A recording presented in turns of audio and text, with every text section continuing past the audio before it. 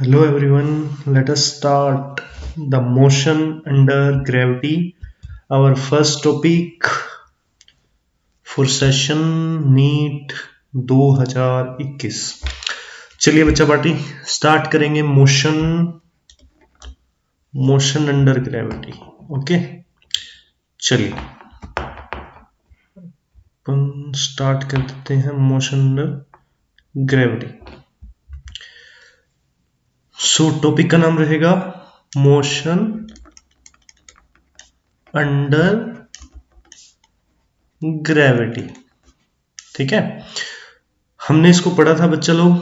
इसको सीखने के लिए आपको इक्वेशंस ऑफ मोशन का नॉलेज होना बहुत ज़्यादा जरूरी है. इक्वेशंस ऑफ मोशन में 4 इक्वेशंस ऑफ मोशन होती है. v equals to u plus a t, next होता है s equals to u t plus half a t का स्क्वायर, v का स्क्वायर माइनस u का स्क्वायर इक्वल्स टू 2as, और last में होता है s nth equals to u plus में ए बाई में 2n माइनस 1. सो ना सिर्फ इनका नॉलेज होना जरूरी है, फिर इनको अप्लाई करना भी आना चाहिए. सो मोशन अंडर ग्रेविटी में सबसे पहला केस होता है, हम एक हाइट पे खड़े होते हैं. Let's say suppose that height is h. वहां से एक बॉल को ड्रॉप किया जाता है या रिलीज किया जाता है. ड्रॉप या रिलीज करने पर, ध्यान से सुनिएगा, ड्रॉप या फिर रिलीज, दोनों कंडीशन में इनिशियल वेलोसिटी 0 हो जाता है. सो u शुड इक्वल्स टू 0. अब हमें एक डायरेक्शन चूज करनी होती है, किसी एक डायरेक्शन को प्लस और किसी एक डायरेक्शन को माइनस. तो हम क्या करते हैं, हम नीचे वाली डायरेक्शन को प्लस मान लेते हैं. अगर हम नीचे वाली डायरेक्शन को प्लस मानेंगे तो इन इक्वेशंस के हमारे पास रिजल्ट्स आएंगे. तो जरा देखते हैं क्या रिजल्ट आते हैं. तो पहला इक्वेशन देखते हैं हमें क्या रिजल्ट देने वाला है. पहली इक्वेशन में u0 पुट करेंगे और हमने नीचे वाली डायरेक्शन को क्या माना है, प्लस. एक और खास बात, a को हम यहाँ पे a की जगह हम क्या रखेंगे, g रखेंगे. g is acceleration due to gravity और इसका वैल्यू होता है 9.8. अप्रोक्सीमेटली हम 10 ले लेते हैं. सो स्टार्ट करते हैं.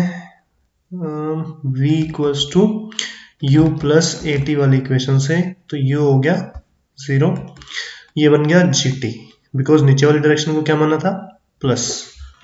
तो इससे आगे चलते हैं, आगे बढ़ेंगे तो इन इक्वेशन को फिर से एक बार देखेंगे बच्चा लोग.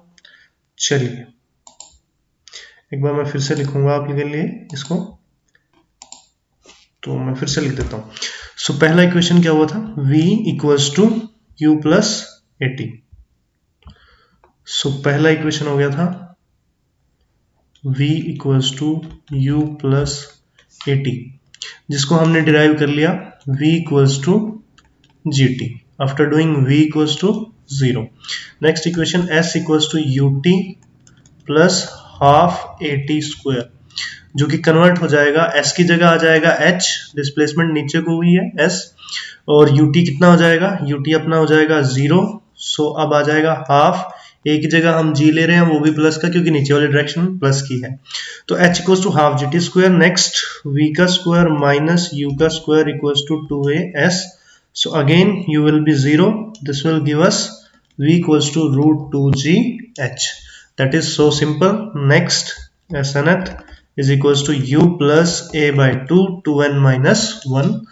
So equation will be, after doing u equals to 0, snth comes out to be z by 2n minus 1. So these are the result guys. आपको ये याद रखना होगा, इन रिजल्ट्स के बिना आप क्वेश्चन सॉल्व नहीं कर पाएंगे. ये बहुत इंपॉर्टेंट रिजल्ट हैं. सो इन पे बॉक्सेस बना देते हैं. एक कॉमन रिजल्ट निकल के आ रहा है v के लिए. जो भी रिजल्ट कॉमन आया है आप उसको साथ में लिख सकते हैं. जैसे v इक्वल्स टू कितना आया है, gt, और कितना आया, रूट 2gh. इसका मतलब क्या हुआ, एक ही चीज के दो रिजल्ट आने का मतलब ये होता है कि वो आपसे इससे रिलेटेड दो तरह के सवाल पूछ सकता है. पहला सवाल, अगर टाइम देगा तो आपको इक्वेशन लगानी होगी v equals to g t. अगर h देगा तो आपको लगाना होगा v equals to root 2gh. So आज के लिए बच्चा पार्टी इतना ही. कल मिलते हैं एक और शॉर्ट वीडियो के साथ. Okay, thanks for